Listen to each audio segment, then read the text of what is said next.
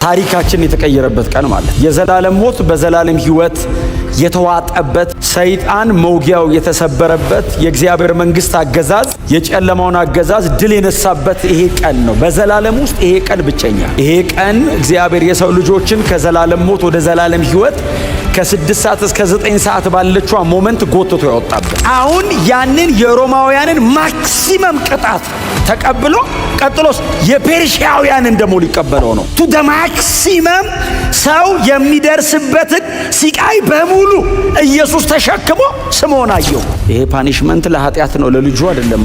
አብ እኮ ልጁን እየቀጣ አይደለም፣ ኃጢአት ተሸክሞ ኢየሱስ ስለ ኃጢአት የሚሆነውን ክፍያ እየከፈለ እንጂ አብ ልጁን እየቀጣ አይደለም። አብ ኃጢአትን ነው የሚቀጣው፣ ልጁ ኃጢአትን ተሸክሞ ነው ዋጋ እየከፈለ ያለ። ከየትም ጀምር ከተከተልከው ይዞ ሄደው ወደ ክሮስ የትም ጀምር መከተል፣ መጨረሻ ላይ ግን እዛ መስቀሉ ጋር ትገናኛላችሁ። በመንፈስ ይቀድሳል። እንኳን ቀጥታ ደሙን አግኝተው እኛ በሱ ባለጠጋ እንሆን ዘንድ ሁሉ ያለው እርሱ ድሃ ሆነ፣ የህይወት ባለጠጋ እንዲሆን፣ በጽድቅ ባለጠጋ እንዲሆን እግዚአብሔር በሚያስፈልገኝ ነገር በሙሉ ጥላውን ሊሞላው ልጁን ባዶ አረገው።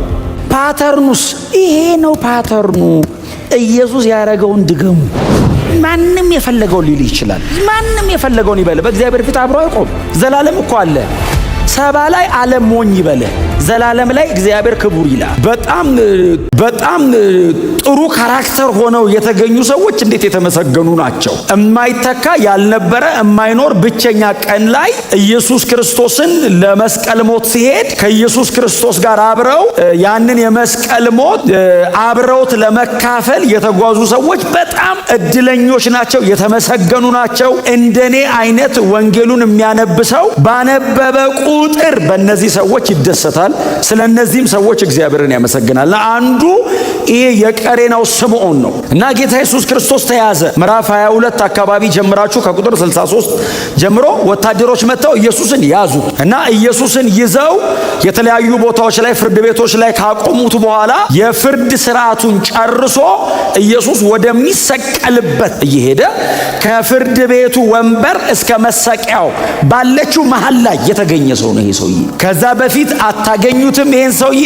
ኢየሱስ ከተሰቀለ በኋላም በወንጌላት ላይ አታገኙትም። ከተፈረደበት በኋላ ኢየሱስን ፍርዱን ተቀብሎ ፍርዱ ወደሚፈጸምበት ሲሄድ በፍርድ ወንበሩና በመሰቀሉ መሃል የገባ ሰው የቀሬናው ስምዖን እጅግ ግን ደግሞ ባለ ታሪክ ነው። የዚህ ሰውዬ ልጆች በማርቆስ ወንጌል ምዕራፍ 15 ላይ እስክንድሮስና ሮፎስ የሚባሉ በሮም ቤተክርስቲያን ላይ መሪዎች ሆነዋል። በኋላ ይሄም ሰውዬ አንጾኪያ ቸርች ላይ ተገኝቷል። በኋላ ታዲያ ደም የነካውን ኢየሱስን እንጨት ይዞ መቼስ ወደ ቤቱ አይሄድ እንዴ? በእምነት የተቀበልነው እኛ እንኳን ቤት ውስጥ አለን እንኳን ሪሊ ደሙን ነክቶት እና ይሄ ሰው ድንገት ነው ባይዘው የኢየሱስን መስቀል ልሸከም ብሎ አይደለም የመጣው። ከገጠር ነው አይደለም የሚለው መጽሐፍ። እኔ ሉቃስ እንዴት ገጠር እንዳላት አላቅም።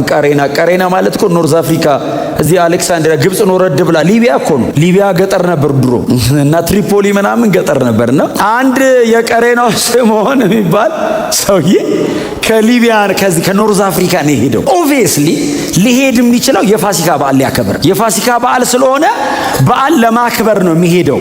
የቀሬና ሰው ቢሆንም ምናልባት ግን አይሁዳዊ እዛ ተወልዶ ያደገ ሊሆን ይችላል፣ ግን አይሁዳዊ ሊሆን ይችላል እና ይህ የቀሬናው ስምዖን መጥቶ የፋሲካ በዓል ለማክበር ሲታደም ከተማው ላይ ያለ ወትሮ እንደ ሰንበት ፋሲካ ሊሆን ያለ ወትሮ ከተማው ተረብሿል። በጣም ይሄ ጉድ ፍራይዴይ ነው፣ ራት የሚበላበት ቀን ነው፣ በጣም በጎ የሚባለው ቀን ነው፣ ፌሽታ ነው።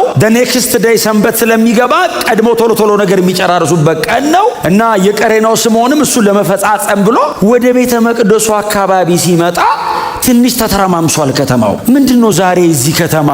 እኔ እንግዲህ በየዓመቱ ሊመጣ ይችላል ይሄ ሰውዬ። እስክንድሮስና ሮፎስ የሚባሉ ልጆች ካሉ ትልቅ ሰው ነው ማለት ነው። ስለዚህ ዛሬ የመጀመሪያው ላይሆን ይችላል እና በየዓመቱ ሲመጣ እንደዚህ አይነት ነገር አጋጥሞት አያውቅም። ዛሬ ምንድነው ብሎ እንግዲህ ሲመጣ እግዚአብሔር የዘላለም ሕይወት ሊሰጥ ነው። እሱ በየዓመቱ እየመጣ ከቀሬና እየመጣ የሚያከብረውን እውነተኛውን ፋሲካ ዛሬ ሊያገኘው ነው እና እሱ ጠቦት ምናምን ደግሞ ኑሮ ትንሽ ደከም ያለ ከሆነ እርግብ ዋኖስ ምናምን ይዞ መጥቶ ነው የሚያቀርበው መስዋዕት። ዛሬ ደግሞ እውነተኛው የፋሲካው በግ ሊሰዋ ነው። አንድ ኢየሱስ የሚሉት እዚህ ናዝሬት አካባቢ ተወልዶ ቤተልሔም አካባቢ ተወልዶ ናዝሬት ያደገ ኢየሱስ የሚሉት አንድ ዝነኛ ትልቅ አገልጋይ ነበር ሰሞኑን።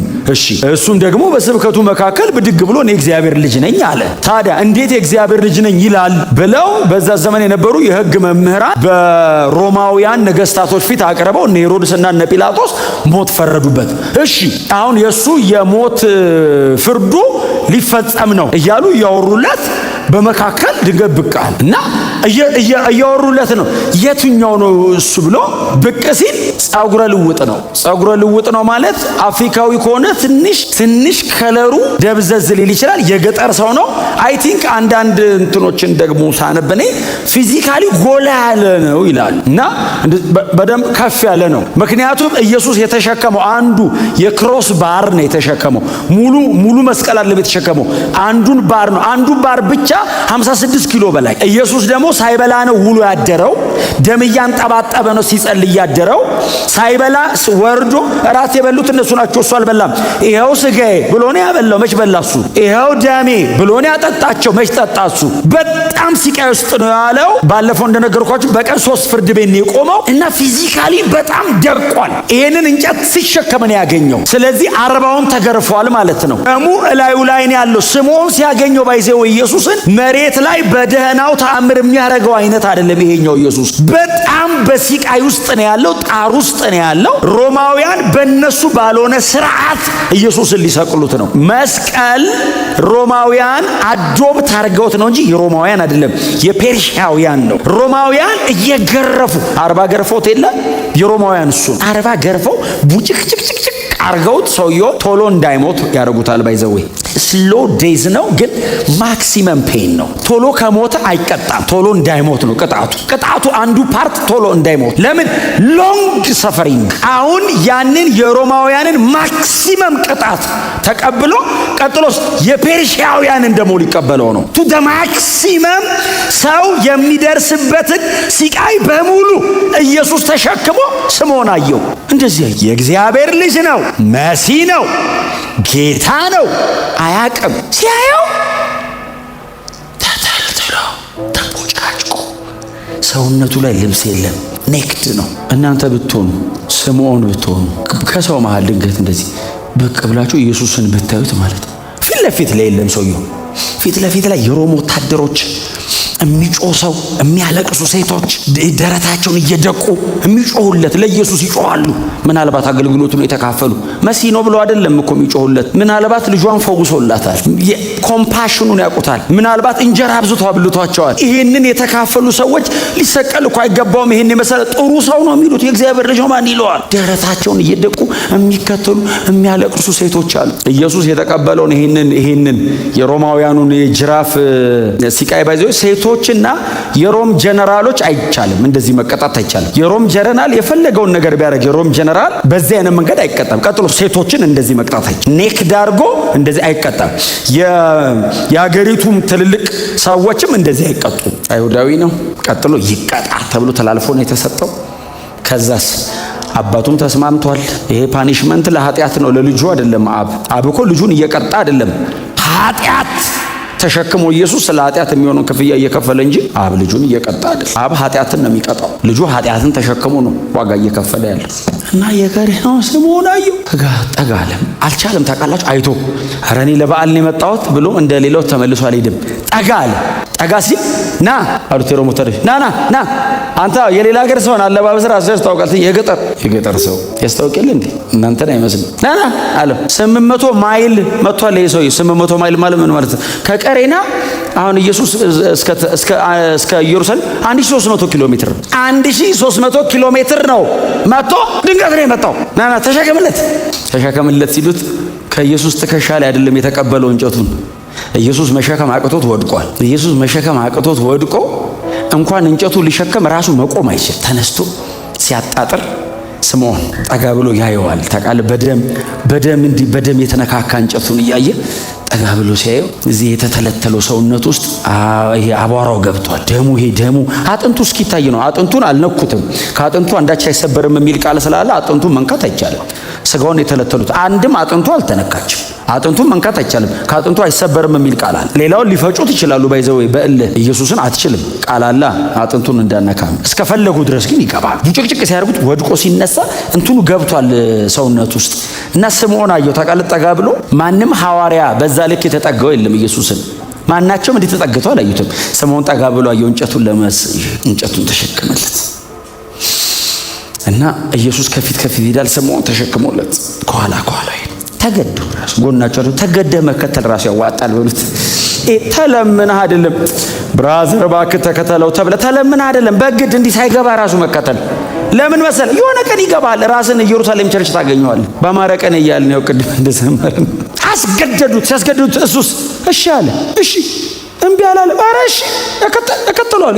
ሂድ። ኢየሱስን ከተከተልከው ደግሞ ይዞ ሄደው ወደ መስቀል ነው። ከየትም ጀምር ከተከተልከው ይዞ ሄደው ወደ ክሮስ። የትም ጀምር መከተል፣ መጨረሻ ላይ ግን እዛ መስቀሉ ጋር ትገናኛላችሁ። እና ደግነቱ እሱ መጨረሻ ላይ ነው ያገኘው ሊሰቀል ሲል። እንደሱ አይደልኛ ስምንለው። እኛ ግን የተሰቀለውን ክርስቶስን ስለሚያምር አይደለም ቸርች ያስገባኑ መስቀል ኢየሱስ ስለሞተበት ነው። አያምርም? ሊትራሊ ካያችሁት አያምርም? ያምራል? አያምርም? እዚህ ውስጥ ስንት አርክቴክት አለ። በጣም እስቲ ያማረ ቆንጆ ነገር ስሩ ብንልኮ የሆነ የሚሄድ መድረክ ልትሰሩልን ትችላላችሁ። ባይዞ አለ የለም የሚባል መድረክ መስቀል ላይ ከሌለበትስ ሶሻል ክለቢውን ምን አይለይም። ክሮስ ካለስ ስትገባ ፍሬም ያደርጋል። ለምን? ኢየሱስ የተሰቀለበት ነው። የሆነ ቦታ ስትገባ መስቀል ካየ ቤተ ክርስቲያን ነው እንዴ ትላለህ። ካፌ ትልቅ መስቀል አድርገው ቢጠብቁ አበላም ጸልየ ትወጣል። አመስግነ ለምን? ፍሬም ያደርጋል። ስለሚያምር እንዳይመስል ኢየሱስ ሞቶበታል። እድለኛ ነው ስምዖን ኢየሱስ የሚሞትበትን መስቀል ተሸከመው። እንጨቱን ብቻ እንዳይመስል ተሸከመው፣ ደሙን ነካው። የኢየሱስ ደም ላይ ያረፈ ስምዖን ሲሸከም የኢየሱስ ደም እዚህ ላይ ነካው። በመንፈስ ይቀድሳል። እንኳን ቀጥታ ደሙን አግኝተው አንተ ማውራት በማይቻልበት ሰዓት ኢየሱስ አንድ መልስ ሰጠ አይደል? እናንተ የኢየሩሳሌም ሴቶች ሆይ አላቸው ሲያለቅሱ እንዲሰሙት አድርጎ ነው። ለእኔ አታልቅሱልኝ። ለምን? ይገባኛል ላደርገው የመጣሁት ይሄንን ነው። ለእኔ አታልቅሱ፣ ለራሳችሁና ለልጆቻችሁ አልቅሱ። ይሄንን ለሚያደርጉት ለነሱ አልቅሱላቸው እንጂ መሲህ ተልኮ አልቀበልም እምቢ በእኛና በልጆቻችን ላይ ይሁን ያሉት ትዝ ይላችኋል። ይሄ ሰው ንጹሕ ነው ሲል ከደሙ ንጹሕ ነው ሲል ጲላጦስ እሱ ላይ የሚሆነው በእኛና በልጆቻችን አስወግደው እርግማን ከመጣ በሱ በኩል እኛና ልጆቻችን ላይ ብለዋል። ኢየሱስ እንደዚህ ያለ ለራሳችሁና ለልጆቻችሁ አልቅሱ እንጂ ለእኔ አታልቅሱልኝ አለና በርጥቡ እንጨት እንዲካረጉ በደረቁ ንጹሕን ሰው ለመስቀል እንዲሆኑ በኋላ ላይማ አይችሉትም አለ። በእርግጥም ያው 70 ኤዲ ላይ ታውቃላችሁ ሮሞች መተው ኢየሩሳሌምን ምን እንዳረጓት እና ኢየሱስን ይዘውት ሄዱ። መንገዱን ሲሄድ ስምዖን ከኋላ ይከተለዋል እና ኢየሱስ ከፊት ይሄዳል። በጣም ያስደንቀኝ የዚህ የወንጌላት ጸሐፊያን የሚቀጥለውን ታሪክ ከማብራራታቸው በፊት ይዘጉታል። ኢየሱስን ወስደው ሰቀሉት ይልና ከዛ ቀጥሎ ደግሞ ማብራሪያ ሰቀሉት ሲል ቴዎፍሎስ የመጽሐፉ አድማጭ ቴዎፍሎስ ነው ሲያነበው ቁጥር 33ን በግራና በቀኝ አድርገው ኢየሱስን ሰቀሉት። ሁለት ሰው በግራና በቀኝ አድርገው ኢየሱስን ቴዎፍሎስ እየሰማ ነው። ባይዘ እያነበበ አይደለም ቴዎፍሎስ። ትክክለኛ ቃላቶቹን ካያቸዋቸው እያነበበ አይደለም እየሰማ ነው ቴዎፍሎስ። የሉቃስ ወንጌልና የሐዋርያት ሥራ አድማጭ ተደራሲ እሱ ነው እና እየሰማ ነው። እሺ ይሄ የቀሬናው ስምዖን የት ነው ያለው ይላል። የቀሬናው ስምዖን እንጨቱን ተሸክሞ ተከተለው ምናምን ሲባል የት ለምን መሰላችሁ? አሁን ይሄ ወንጌል የተጻፈው መቼ መሰላችሁ? 63 ኤዲ ነው። ኢየሱስ የሞተው 33 ኤዲ ነው። ከ30 ዓመት በኋላ ማለት ነው። ስለዚህ ቢያንስ 63 ኤዲ የተጻፈበት ዓመት ላይ እንኳን ቢያገኝ ኢየሱስ ወደ አብ ካረገ ራሱ ከ30 ዓመት በኋላ ነውና የቀሬናው ስምዖን እንደዚህ ኢየሱስን መስቀሉን ተሸክሞለት ተከተለ። የት ነው ያለው ቀሬናው ስምዖን ብሎ ሲጠይቅ ሉቃስን ምናልባት ካገኘው የት ነው ያለው ሲለው አንጾኪያ ቸርች ቤተሰብ ነበረው ሲለው እኔ ጴጥሮስ ብዙ አልነገረኝም። ማርቆስ ግን ከማቴዎስና ሉቃስ እንደ መሰረት የተጠቀሙት የማርቆስ ወንጌልን ነውና እኔ የማርቆስ ወንጌልን አንብቤዋለሁ ቀድሜ። ለምን እንደ ሰብስትራክቸር የተጠቀምኩት ታሪክ ለማደራጀት የተጠቀምኩት የማርቆስ ወንጌልን ስለሆነ፣ ማርቆስ ግን ሲጽፍ እስክንድሮስና ሩፎስ የሚባሉ ሁለት ልጆች ነበሩት። እነሱ ደግሞ በሮሜ ምዕራፍ 16 ላይ ጳውሎስ ጠቅሷል ስማቸውን። እንደውም ስምዖን አለና የሩፎስ አባት ብሎ ስምዖንን ሁሉ ሜንሽን አድርጎታል። ልጆች ነበሩት እና በቤተ ክርስቲያን እነሱ እያገለገሉ እሱም አንጾኪያ ቸርች ውስጥ እየመራን ያለው ይገባዋል። እሺ ቀጥል ሲል ኢየሱስንም ወስደው ሰቀሉት ሲል ኦሬዲ በጌታ ነው ቴዎፍሎስ። ሰቀሉት ሲል አይ ቲንክ የሚያለቅስ ይመስል የመጀመሪያ አድማጭ ጌታዬ ተሰቀል ሰቀሉት። ከዛ ቁጥር 34 በጣም ሰፊ ሐሳብ ነች። ቁጥር 34 ግን ዝም ብዬ ልላፋት። አባቶ የሚያደርጉትን አያውቁምና ይቅር በላቸው አለ። እነርሱም ልብሱን በዕጣ ተከፋፈሉት። አይደለም የሚለው አባቶ የሚያደርጉትን አያውቁምና ይቅር በላቸው አለ ማለት ምን ማለት መሰላችሁ? ኢየሱስ ለአዲስ ኪዳን ደቀ መዛሙርት ፓተርን ተወልን። ፓተርን ነው ባይዘው ይሄ ጥላውን እንዲያደረገ ነው መኖር ያለበት የሚል ፓተርን ነው። ለገዳዮቹ፣ ለሰቃዮቹ፣ ለሚያዋርዱት እላዩ ላይ የነበረች ጥቂት ልብስ ነበረች፣ እሷንም ገፋው አወለቁ። ፉሊ ኢየሱስ ላይ ያለው ልብስ በሙሉ አወለቁ። ጳውሎስ እንዳለን ሁለተኛ ቆሮንቶስ ላይ እንዳለ እኛ በእርሱ ባለጠጋ እንሆን ዘንድ እርሱ ስለኛ ድሃ ሆነ የሚለው ፉሊ ኢየሱስ ሉዝ አረገ። ምንም ነገር እኛ በሱ ባለጠጋ እንሆን ዘንድ ሁሉ ያለው እርሱ ድሃ ሆነ። ለምን? በእርሱ ጥላሁን ባለጠጋ እንዲሆን፣ የህይወት ባለጠጋ እንዲሆን፣ በጽድቅ ባለጠጋ እንዲሆን እግዚአብሔር በሚያስፈልገኝ ነገር በሙሉ ጥላውን ሊሞላው ልጁን ባዶ አረገው። ልብሱን አወለቁ ማለት ዝም ብሎ ጥላውን ኮቱን አወለቀ ማለት ብቻ አይደለም፣ ጥቅስ ነው። ቀጥሎስ ኢምፕሊኬሽኑ ምንድነው? ኢየሱስ ስለ ሰው ልጆች ሁለንተናውን ሰጠ ማለት ነው። ሀብቱን ሰጠ ኢየሱስ። ልብሱን ወሰዱ፣ ጤናውን ወስደውበታል። ኢየሱስ ደም አንጠባጥበዋል። ይሄ ህመም ነው፣ ሊትራሊ ህመም ነው። ህመም ኤክስፔሪየንስ እያደረገ ነው። ለምን? በእርሱ ቁስል እኔ ደህና እንደሆን። ምንም ሉዝ የሚያደርገው እኔ ጌን እንዳረግ ነው። አልቲሜትሊ ህይወት ሉዝ አረገ። ሞቴን ወሰደ፣ እኔ ህይወት ጌን አረኩ። በክርስቶስ የሚባል መጣ እኔ ጋር። ጥላውን ማን ነው? ኃጢአተኛ፣ ወንጀለኛ፣ ሞት የሚገባው በእግዚአብሔር ጽድቅ ፊት መቆም አይችል የሚለውን በሙሉ ኢየሱስ ወሰደውና ኢየሱስ የእግዚአብሔር ልጅ ነው የሚለው ልጆች የሚል ተበተነ ላያቸው። ይህንን ሲያደርግ ግን ሹመት ብቻ አይደለም የሰጠኝ፣ ሪሊ ኤክስፔሪየንስ አረገው ኢየሱስ። ልብሱን አወለቁ፣ ከላም አወለቁ፣ መሬት ላይ ቁጭ አደረጉት። ሰቅለውት ዕጣ ተጣጣሉበት። እንደውም ማቴዎስ ምንድነው የሚለው ሰላችሁ? እንካፈለዋ ሲሉ እንዳነከው ቆቆቆቆይ አሉና ለምን እንዲቆርጣል? ይሄን ኮታው ለሁለት ቆርጣ እንካፈለው ቢባል አስበው ለካምን ቆርጦ ዕጣ እንጣጣልና ይወጣለት ይውሰደው። መጽሐፍ ምን እንደምታጋለሽ? በልብሴም ላይ ዕጣ ተጣጣሉ የሚለው ቃል ተፈጸመ ይላል። ለልብሱ አንተ ለዚህ ጠቅሳለሁ ስማ ሊቆርጥ ሲል ታተው ሰውየው ጥቅሱን አያውቀውም። ባይዞ ይረፍ ያለው አለማወቃችን ሁሉ በሱ ሉዓላዊ ስልጣን ስር ታተው እንዳቀድ ለምን እንጣጣልና ይወጣለት ይውሰድ። አንተም ከወጣሉ ሰድ እኔ ከወጣሉ ይውሰድ። እራፊ አይቀዱም ተላዩ ላይ። ከዛ ቀጠለ፣ እሱን ሰጠ፣ ሁሉን ነገር ሰጠ። በመስቀል ላይ ይህንን ልመና ይለምናል። እነሱ ይህን ሲያረጉ ገርፈውታል፣ ወግተውታል፣ ሁሉን ነገሩን ወስደውበት ከዛ ደግሞ ምን ይላቸዋል? ህይወት ቀርቶኛል ልስጣችሁ። እስካሁን የወሰዳችሁት አያድናችሁም። የእናንተን ሞት አምጡና ህይወት ደግሞ ወሰዱት ከኔ። የሚያደርጉትን አያውቁ። አባቶ ጎናቸውን ሰው ጠላትን መርቅ በሉት እስቲ። ምን ያክል እንዳልተረዱት የምታውቁት? ልብሱ ላይ ዕጣ ተጣጥለው ከወሰዱ በኋላ ልብሱ ገዢዎች ናቸው። ያ ኖርማል ህዝብ አይደለም። ገዢዎቹ ቆሙና እንደዚህ ያሉት፣ እርሱ ብዙዎችን አዳነ፣ ራሱን ግን ማዳን አልቻለም። በጣም ብዙዎችን አዳነ። አይገርምም? ግን ንግግራቸው ትንቢት እኮ ነው። ብዙዎችን አዳነ፣ ኦፍ ኮርስ ራሱን ማዳን አልቻለም። ብዙዎችን ለማዳን ነው።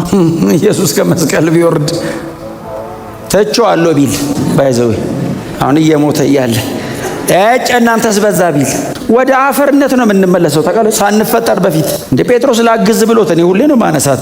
ማልኮስ መጥቶ አገር ሲረብሽ ኢየሱስን ይዞ በቃ ይዤዋለሁ ዋናውን አግኝቼዋለሁ ምናምን ሲል ጴጥሮስ ሰይፍ ላጣርጎ ሰይፍን ወደ ሰገባ መልስ እና ተቆርጦ ደቀ ጆሮ አንስቶ ሊገለው እኮ ነው የመጣው። እግዚአብሔር የእጁን ሰጠው ነው የምንለው እኛ ብንሆን። ፓተርኑስ ይሄ ነው ፓተርኑ። ኢየሱስ ያደረገውን ድገሙ። አሜን በሏ። ማንም የፈለገው ሊል ይችላል። ማንም የፈለገውን ይበል። በእግዚአብሔር ፊት አብሮ አይቆም። ዘላለም እኮ አለ። ሰባ ላይ ዓለም ሞኝ ይበል፣ ዘላለም ላይ እግዚአብሔር ክቡር ይላል። ፈወሰው ነው እንዴ? አንተ አሁን አትቁረጥ እባክህ። ራሱ እኮ በጣም እኮ ከባድ ነገር ነው። ጆሮ ሲቆርጠው ሊገል የመጣውን ሰው የጆሮ ቢቆርጥልህ አንድ ሰው አትቁረጥ ብትለው ራሱ እንዴ ምን አይነት ሰው ነው እባክህ ይላል። ጆሮ የተቆረጠው ሰው የራሱ ቆሞ ስላንተ ልገለው መጥቼ ሊያድነኝ። መፈወስስ አድቫንስ ነው፣ ከአይምሮ በላይ ነው። ባይዞ ሰውየው ለዛ ነው አልገባውም። ከአይምሮ በላይ ቢገባው ኖሮማ ቆም ይለን እምልህ ከመረዳት በላይ ነው። እፍፍ አደረገና ለጠፈው ነው የሚለው እንደውም ሉቃስ ይኸው ሰውዬ ነው። ባይዞ ለጠፈው ማለት ምን ማለት ነው? አሁን ለጠፈው አይደል? አሁን ሰፋው ይሄዳል ይገባል። አሁን ሰርጀሪ ሰራው የሆነ ነገር አረገው ይገባናል። ለጠፈው አይገባም። የሕክምና ቋንቋ ስላጣ ነው ሉቃስ። ይሄ እኮ የምናከመውም አይደለም። ይሄ መቼስ በቃ አምላክ ነው እኮ እንደዚህ ያሉ እንደዚህ ይቻረከት አፈር አይደል? ለሰን እናረገው። ጆሮ ስራዋን ቀጠለች። ያ እንትናስ ማን ነው? ያ ማልኮስ የሚሉ ሰው ጆሮውን ቼክ አድርጎ ሰርታለች ብሎ ኢየሱስ ሊሰቀል ይዞ ሄደ። ተአምር ሰው አያድንም። ባይዘው የምትድነው በእግዚአብሔር ቃል ብቻ ነው። እስቲ አሜን በሏ። በእውነት ነው የምላችሁ፣ ተአምር ሰው አያድንም። እንኳን ያየ ከሩቅ ቆሞ ያየ እንዳይመስል የተሰራለት አይድንም። የእግዚአብሔር ቃል ሲገባ ነው የምድነው። እግዚአብሔር የዘላለም ሕይወት ያስቀመጠው እዚህ እውነት ውስጥ ነው። እና ሰውየው ጆሮን ቼክ አድርጎ ይዞ ኢየሱስ አንተ ቢያንስ አንተን አልፈወስኩም አላሉ። በልበል ብዙ ታበላሻለህ አንተ የማይሆን ነገር ቆርጣ። አሁን እንደዚህ ሰውየውን ቆርጦ ለመፈወስ ራሱ እንደማይመስል ያደርግ ይችላል። በልሳይ ነው ጴጥሮስ ኦፌንድድ የሚሆን አይመስላችሁ? እኔ ቦኖ አሉ አንተ ሲያግዙ አትታግዝ እንዴ? እኔ ማን ይፈልገኛል አንተን ብለው ነው የመጡት። አንተ ሊይዙ አይደል እየረዳው ነው ሲለው ያንተ ሰይፍ እንኳን ለኔ ላንተ ይሆንም አለው። አሁን አባቴን ብለምነው አለው። አባት ትቼዋለሁ ብል ወደ ሞት መጥቶ ይሄን ሁሉ መንገድ መጥቶ ትቼዋለሁ ብል 12 ጭፍራ መልአክ በቁጥር 72000 ማለት ነው። በዚህ መጠን ክፋት እየተደረገበት እኛን ይቅር እያላችሁ ኑሩ። የድረስ እዚህ ድረስ ለምን የኔ አይነት ህይወት ነው እናንተ። እሺ አፕሊኬሽኑ እናንተ ስሩት፣ እኔ እዚሁ ክፍሉ ላይ ልቆይ። ግን እናንተ በኋላ ይሄ 2 ቆሮንቶስ 8:9 አንብቡት። እሺ በእርሱ ባለጠጎች እንሆን ዘንድ እርሱ ስለኛ ድሃ ሆነ የሚለው ቃል ቀጥታ ቃሉ የሚጠቀሟቸው ቃላቶች ከዚህ ጋር አብረው የሚሄዱ ናቸውና ገዢዎቹም ተሳለቁበት። ከዛስ ጲላጦስ መጣ። ባይዞይ መጣ። ጲላጦስ እንትን ይዞ ነው የመጣው፣ ጽሑፍ ያለው እዚህ መስቀሉ አናት ላይ የሚደረግ ነው ይዞ መጣ። ምን ካሉ ለአንዱ የጦር ወታደር ምን አሉ? ምን ይሄን እንጨት ወሰድና እዛ ጭንቅላቱ ላይ ካለ ከፍ አድርገህ መታው። ምንድነው ሲል ጽሑፍ ነው፣ ሂድና መታ አለ። ንጉሥ ነው መከለከል አትችልም። ምንድነው የሚለው ጽሑፉ? ቁጥር 38 ምንድነው የሚለው? ከራሱ በላይ የአይሁድ ንጉሥ ነው። በእውነት ጲላጦስ ልክ አይደለም። እኛውን የወንጌል አማኝ ስለሆነ ነው ልክ ነው የምንለው። ጲላጦስን እንደ አንድ አሕዛብ ቁጠሩት። ጲላጦስ መጻፍ የነበረበት የትኛውን ነው? የአይሁድ ሕግ መምህራን የነገሩትን ነው መጻፍ የነበረበት።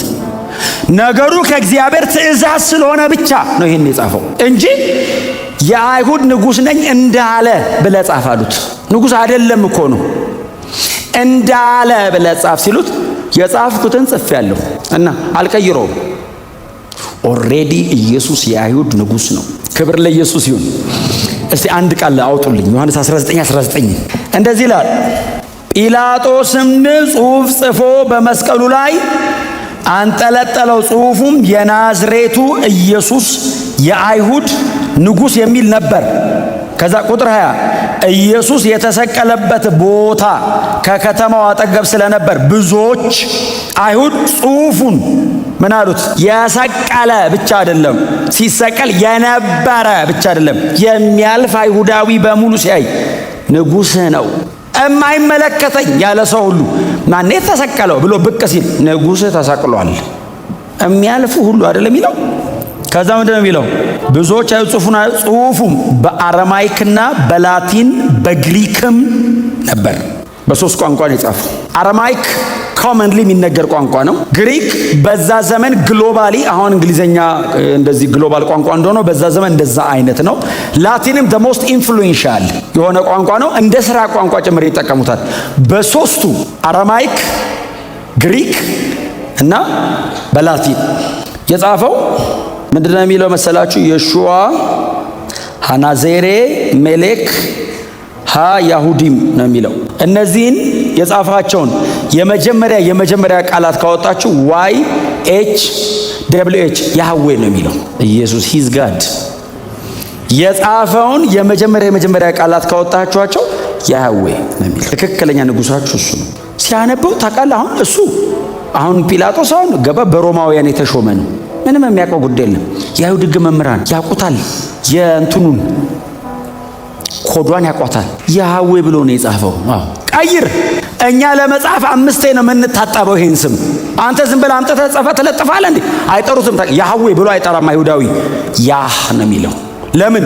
ሙሉ ስሙ አይጠራም። የክብር ስም ነው። ሌላ አሁን አዶናይ ኤሎሂም ያህዌ እግዚአብሔር ለሙሴ ዘጸአት 3:14 ላይ የተገለጠበት ነው። ስምህን ማን ልበላቸው አለው። ሙሴ መጣና ሂድ ብለኸኛል። አዎ ስምህ ማን ነው ሲለው ያለና የሚኖር በላቸው አለው። ስምህ ማን ነው ሲለው ያለና የሚኖር ነኝ። አሁን እከሌ አትለኝም። ያለና ያህዌ ነኝ።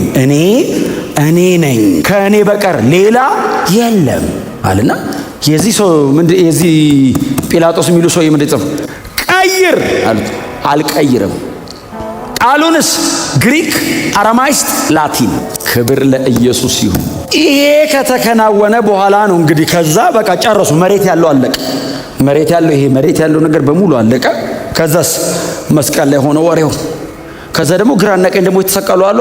ሰይጣን አልጨረሰም። መሬት ባሉት ሲጨርስ ደግሞ እዚህ ጋር ደግሞ አሉ 2 ሟች ኢየሱስ መሃል ነው ጀመሩታ።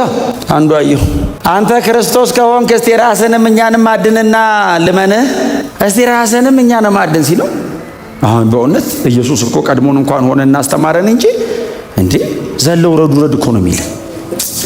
ዝም አለው ይላል ተቀለጸ። ለምን? ከትንሽ ደቂቃ በኋላ ሰውየው መሞቱ አይቀርም። ከዛ ሄዶ የሚያገኘውን ያገኛል። ለምን? ከሱ ጋር የሚጨቃጨቅበት አቅም የለውማ። ዝም ሲል ይሄኛው መንፈስ ቅዱስ አየ። ኢየሱስ እዚህ ጋር ሲሞት ኢየሱስ እየሞተ መንፈስ ቅዱስ ለሰው ህይወት እያደለ ነው። ስለዚህ ካልሰበኩ እንዴት ያምናሉ አይደለም የሚለው መጽሐፍ። እና ለዚህ ሰውዬ ሰባኪ ያስፈልገዋል። ይሄን ሰባኪ ያደረገለት ይሄኛው ለዚህኛው እንደዚህ አለ። አንተ አለው ተሰቅሏል እኮ። የተሰቀለ ሰው ወሬ ጥሩ ነው፣ ያው እዛ ላይ ስለሆነ ያለን እሱ ማጥናት ጥሩ ነው። እንደዚህ አንተ አለው አቤት ይላል። ያኛው በጣም እንትን ነው፣ ካርናል ነው፣ ፍጥረታዊ ሰው።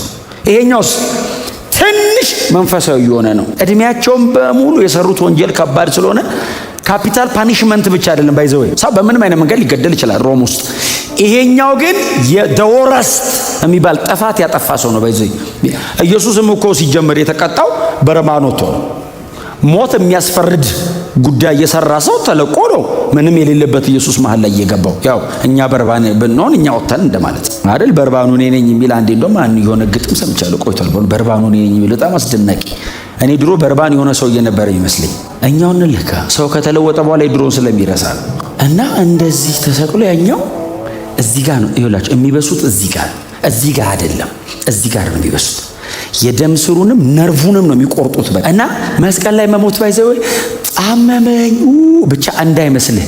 ባዮሎጂካሊ ምንም ነገር ሰው መቆጣጠር ስለማይችል ነርቮቹ ምናምን ስለሚቆራረጡ ራሱን መቆጣጠር ስለማይችል በጣም ብዙ ነገር ባያዝድ ይደበላልቅ።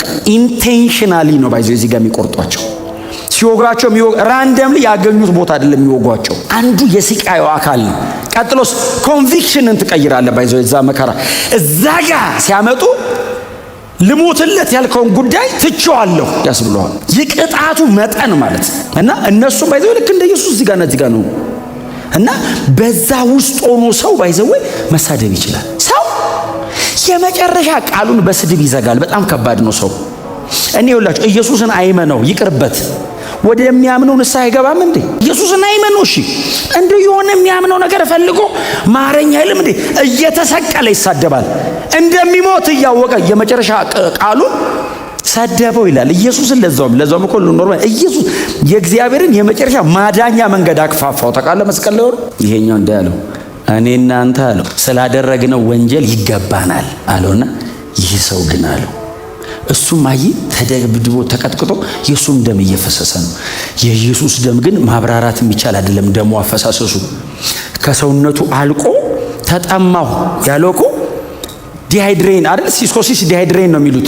ተጠማው ማለት ውሃ አይደለም የጠማው ኢየሱስ። ደሙ ከሰውነቱ አለቀ፣ ድሬን አረገ እና አጥንቱ ላይ ቆዶ ተለጠፈ፣ ድርቅ አለ። ጥቁር ነው የሚሆነው። ታውቃላችሁ ሰው እንደዛ ሲል በቃ ክስል ነው ያለው፣ ምንም አልቀረም በላዩ ላይ እንደዚህ ያይ። ከዛ በኋላ ሰውየው አያችሁ መንፈስ ቅዱስ አይወቀስም በማንም። ኦልሬዲ ወንጌል ሰምቷል። ከፈለገ ይዳን፣ ካልፈለገ ግን ይሄኛው ሰዓት የለውም፣ ቶሎ መናዘዝ አለበት። ኢየሱስ ሊሞት ነው። ሳይናዘዝ ቢሞትበት ቢያመልጦስ? ቆይ ቶሎ ንስሐ ልግባና ጊዜ ካለ በኋላ ስብከቱን እቀጥልልሃለሁ ከዳንኩ በኋላ። ጌታ ሆይ አለው። አጠገቡ የተሰቀለ የ33 ዓመት ተኩል ወጣት ነው ኢየሱስ። ቀጥሎስ በእንደዚህ አይነት ሲቃይ ውስጥ ነው የአይሁድ ሕግ መምህራን ፊቱ ቆመው ስቀለው እያሉ ነው። የሮም ወታደሮች ተስማምተዋል በመገደሉ። እሱ ብቻውን ነው። እሱና መንፈስ ቅዱስ ናቸው ኢየሱስ ማን እንደሆነ የገባቸው። መንፈስ ቅዱስ አበራለት። ሰውየው እንደዚህ ያሉና ማይ ሎርድ ደሙ ፈሱ ያለቀውን ኢየሱስን ለመሞት እያጣጣረ ነው። ሳጋፍኖታል። እያጣጣረ ነው ሊሞት። የቀረችውን ትንፋሽ ያቆያት አባቴ ምን ነው ተወከኝ ለማለት ብቻ ነው። ቀጥሎ ብዙ ማውራት አይችልም። ትንፋሹ ቁርጥ ሊልበት ነው። እና ይሄ ሰውዬ የቀረችዋን እቺን ሞመንት ነው የሚጠቀማት። ማይ ሎርድ የሚለው ቃል ኩሪዮስ የሚለው ትክክለኛ ቃል አዲስ ኪዳን ላይ እነ ጳውሎስ ናቸው ባይዘው የተጠቀሙ ይሄን ቃል። ሰውየውስ ኩሪዮስ ማለት እኛን ለማዳን ከሰማይ የወረድክ ነህ አለው። እንደዚህ እንደማይ ብቻ አይደለህም አንተ አለው፣ ሌላ ነህ አለው። ጌታ ሆይ በመንግስት ስትመጣ አስበኝ እባክህ። ምንድን ነው የገባው? ወንጌል እንዲህ አይደል እንዴ? ድንገታን ቢበራው ወንጌል ቦጋለለት። ታውቃለህ መስቀል ላይ ሆኖ የኢየሱስ ሞት የሞተ ቀን ነው ማዳን የጀመረው። ከርሞ ኢየሱስ ከተነሳ በኋላ አይደለም ያዳነው፣ እየሞተ ዳነ ሰውየው። ኢየሱስን እዚህ ጋር እየሞተ ህይወት ሰጠው መንፈስ ቅዱስ። ኢየሱስ ነው ስራዬን ሰርቶ የጨረሰው። ይሄንን ህይወትስ ወደ እኔ ያመጣው መንፈስ ቅዱስ ነው። መንፈስ ቅዱስ አክቲቭ ነበር መስቀል። ዕብራውያን 9:14 ላይ በዘላለም መንፈስ ራሱን ሰጠ ይላል። ሆሊ ስፒሪት አክቲቭ ነው እዛ ጋር። ኢየሱስ ሲሞት መንፈስ ቅዱስ ለሰው ፈቃደኛ ማን ይላል? መንፈስ ቅዱስ ቆሞ ለምን? ይሄው ህይወት ተገኘ፣ ላድል ተገኘ። ይሄኛው የመጨረሻውን ወንጀለኛ አዳነ። ይሄ ሰውዬ ከዳነ ማንም ይድናል። የመጨረሻ ፍርደኛ አዳነ ኢየሱስ ደም። የመጨረሻ ደና ሰው ካህን አይደለም ያዳነው፣ ነፍሰ ገዳይ አዳነ። የመጨረሻውን ኃጢአተኛ ማንጻት ይችላል ተባለ። የመጨረሻ ወንጀለኛው መጽደቅ ይችላል። ኢየሱስ ዞሮ አየው። በደም ተነክሯል ፊቱ። አይኑን መግለጥ አይችልም። በጣም በስስ ነው ሊያዩ የሚችል። አየው እና ዞሮ አንተ ሰው አለው። ኢየሱስ ፈገግ ይላል። ለምን መሰለ? የዘላለም ህይወት የሚያገኝ ሰው። ቅድም ዘምረናል። እኔ ብቻ ብሆን ኢየሱስ ለብቻ የሞተልኝ ነበር አለ። እሱ ብቻ ቢሆን የሚድነው ኢየሱስ ይሞታል። ማንም ባይቀበለው ለሱ ብቻ ቢሆን። ለምን መሰለ? ሰውየው ሲያወራ ሰብሰብ በሉና ከሞት ስነሳ መጥቼ በዛ ካላችሁ አወራለሁ አይደለም ያለው። ላንተ ብቻ ቢሆን እንደዚህ ያየው አንተ ሰው አለው። ሰማ ሰውየው ከሰማይ ወረድክ ነብሮት የለ አንተ ሰው ሲለው እኔ ባይዘው እየተዘመረ ትንሽ ነገር ሲነካኝ እንባይን መቆጣጠር አልችልም። እንባይን ትንሽ ሲነካኝ ይሄ ሰውዬ ምንድነው የሚሆነው? እጁ ራሱ ተቆርጦ አለመውደቁ ለመስገድ ሲሞክር አንተ ሰው አለው። ጌታዬ ሲለው አቤት አንተ ሰው አለው። በሙሉ አይኑ ማየት አይችልም ኢየሱስ። ዛሬ ከኔ ጋር በገነት ትሆናለህ። አድነኝ ሲለው ድናል። ሞቱን ወሰደለት፣ ህይወቱን ሰጠው። አየ ብልጥ ነው፣ ጥበበኛ ነው። ከነ ኃጢአቱ አልሞተም ብሎ ኃጢአቱን ኢየሱስ ላይ አድርጎት ሞተ እና ይነሳላ የትንሣኤ ቀን። ዛሬ ከኔ ጋር በገነት ትሆናለህ ማለት ኢየሱስ የግሪክ ኮንስትራክሽን የቃሉ የግሪክ ኮንስትራክሽን ዛሬ እኔ እናንተ ገነት ሄደን እናድራለን አይደለም ትርጉሙ። ዛሬ እልሃለሁ ከኔ ጋር በገነት ትሆናለህ። ሰኪውርድ አድርገው በቃ ድነሃል፣ ጸድቀሃል። ዛሬ ልንገርህ አለው። ምክንያቱም ኢየሱስ ለሥራ ወደ ታች ይወርዳል ለ3 ቀን። ስለዚህ በቃ ዛሬ ግን ልንገርህ አለው። ዛሬ ከኔ ጋር የሚለው ዛሬ እልሃለሁ ነው የግሪክ ኮንስትራክሽን። እርግጠኛ ሆናለሁ። ምን አለ? ድነሃል። እድሜውን ሁሉ ሌባ፣ እድሜውን ሁሉ ወንበዴ፣ እድሜውን ሁሉ ነፍሰ ገዳይ መጨረሻ ላይ ሹልካል አስገባኝ ሲለው ኧረ ያንተ በዛ ኃይልም ናግባለሁ። ደሙ ይችላል። የኢየሱስ ደም ይችላል። አይ የኢየሱስ ደም አሁን የሰውየው የክፋት ልክ አይደለም፣ የደሙ ጉልበት ነው የታየው። ሰውየውማ ክፋቱ እኮ እኔ ክፉ ነኝ ማለት አይጠበቅበትም። መስቀሉ ይመሰክራል። የሰራው ስራ ነው እዚህ ጋር ያመጣው። አሁን ሶስቱም መስቀል ላይ ቢሆኑ የሚሞቱበት ጉዳይ ላይ እነሱ ለራሳቸው ኃጢአት፣ እሱስ ለዓለም ሁሉ ኃጢአት ይለያያል ምክንያታቸው። መስቀል ላይ የመጡበት እሱ ንጹህ ነው፣ እነሱ ወንጀለኛ ናቸው። እሱ እነሱን ጨምሮ ለዓለም ሁሉ ነው እየሞተ ያለው። ሰው ሲያቸው 3 ወንጀለኛ ይላል። ኖ የማለኛው ወንጀለኛ አይደለም። ስለ ሰው ልጆች ኃጢአት የሌሎችን ኃጢአት ተቀብሎ አይ ቅድም እኮ እንደሰማነው እኮ ጥቅስ እኮ ነው። ስለ መልካም ሰው የሚሞት ስለ ቸር ሰው የሚሞት ይገኛል አይደለም? በጭንቅ አሁን በጣም ጥሩ የተባለ ሰው አቤት የተባለ ሰው እንደው በጭንቅ እኔ ለሞትለት እባክህ እሚል በጭንቅ ለኃጢአተኛስ ግደለው ነው የሚለው። ይሄ ሰው ኃጢአተኛ ነው ሲጀመር ኃጢአተኛ አይደል እንዴ? እና ለምን ታቆየዋለህ ነው የሚለው። እንኳን ሊሞትልህ ይፈርድባል ተባብሮ ኢየሱስ ለኃጢአተኛ ነው። ፍርደኞች ሰብስቦ ፍርዳችሁን አምጡ ብሎ ከዛስ ፍርዱን ጥሎ በቃ ሂዱ አይደለም ያለን አንጣው ላይ ያቺ በምንዝርና የተገኘች ሴት እንደሰለ ሊሆነች በምንዝርና እኮ ነው የተገኘችው። ከዛ ሊገሏት ቆይ ከመንገላታ ብቻዋን ለምን እንውገራትና ኢየሱስን እናጥመደዋ። በሷ ምን አድርገን ሙሴ እንደሆነ ውገሯት ብሏል። እሱ ምን እንደሚል እናየዋለን። አጉል ቸርነኝ መሐሪ ነኝ እያለ አስቸግሮ ይላው እቺን ሴት እንደው የሆነ ነገር ካለ አጥመደን ይዘን እሱንም እንወግሯለን ብለው መጡ። ከዛ ድንጋይ እንደዚህ ይዘው አንበርክኮ ፊቱ ሙሴ አሉት። ባይዘው ተገደላ አይደለም ጥቅስ ነው ታኮ ያረጉት። ክፉ ናቸው በእውነት ክፉዎች ናቸው። በእውቀት የሆነ ኃጢአት እኮ ከባድ ተሳስተ ሲሆንና አውቀህ ሲሆን እኮ ይለያል። በኖሌጅ አንደርስታንዲንጋቸው ነው። ሙሴ በሕጋው እንደዚህ አይነቶቹን ውገሩ ብሏል። አንተ ስለዚህ ጉዳይ ምን ትላለህ? እንውገራት እንዴ አሉት። ጌታስ ጥቅስ አይደለም አይደል? ሀርት ነው እሱ። እንዲህ ማላያት ቆንበሳልና እጅ በእጁ እንደዚህ እየጻፈ ከዛ ቀና ብሎ ኃጢአት የሌለበት እርሱ ይውገራት ብሎ ከዛ ኢየሱስ ጽፎ ሲጨርስ ቀና ሲል እንኳን ሊያነቡ ጽፎ ሲጨርስ ቀና ሲል ማንም ብቻዋን ናት እንደ ዕለት አንቺ ሴት አላት። አቤት ከሳሾችስ ወዴት አሉ? እሷስ ሄዱ ስትለው ጌታ ምንድን ነው ያላት? ከእንግዲህ ይህንን ደግመሽ ይህን ኃጢአት አትስሪ፣ ሂጂ፣ እኔም አልፈርድብሽም። ይኸውልህ ያስወግራል ስለማያስወግር እንዳይመስልህ ወስዶላት ነው። እኔ ሞታለሁ በዚህ ምትካው ደግመሽ እንዳትገቢያው ሂጂ፣ አልፈርድብሽም፣ ልምርሽ፣ ይቅር ልልሽ፣ ያንቺን የሚያስገድልሽን ጉዳይ ፍርዱን ልቀበለው ነው። ኃጢአቱን አንቺ ነሽ የሰራሽው፣ እኔ ኃጢአቱን አልወስደው። ኃጢአት ሊወስድ አይችልም ኢየሱስ። ኃጢአት የለበትም እሱ። ኃጢአቱን አንቺና እኔ በኃጢአቱ እንደሱ አይደለም። ኃጢአቱን አስወግዶ ኃጢአቱን የሚያመጣው ፍርድ አለ። ፍርዱን አምጪ፣ አልፈርድብሽም፣ ሂጂ። ምትክ ክሮስ ምትክ ኢየሱስ ተካኝ። እድሜያን ሁሉ ባወራ የማይሰለቸኝ ርዕሴ ክብር ለዘላለም ለስሙ ይሁን።